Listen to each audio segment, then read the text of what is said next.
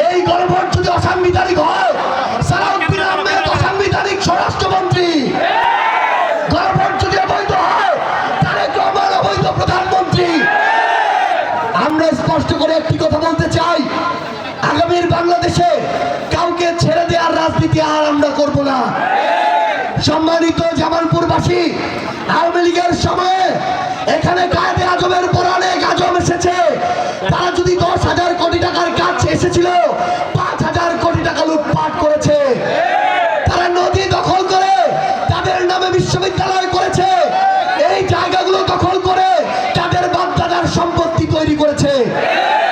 এখন আমাদের সময় এসেছে সেই অভ্যুত্থান পরবর্তী বাংলাদেশে আর যেন নতুন কোন আজম তৈরি না হয়, আর যেন নতুন কোন চাঁদাবাজ তৈরি না হয়, আর যেন নতুন কোন সন্ত্রাস তৈরি না হয়।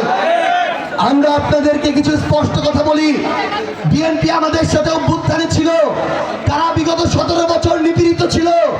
আমরা শুধু সমালোচনা করার জন্য সমালোচনা করতে চাই না, কিন্তু আমরা যখন দেখি খাল খননের নামে খাল থেকে বালি লুটপাট হয়, মাটি লুটপাট হয়, পানি লুটপাট হয়, পারলে খালটাও লুটপাট হয়ে যায়। এই নতুন লুটপাটের রাজনীতি আমরা বাংলাদেশে হইতে দিব না।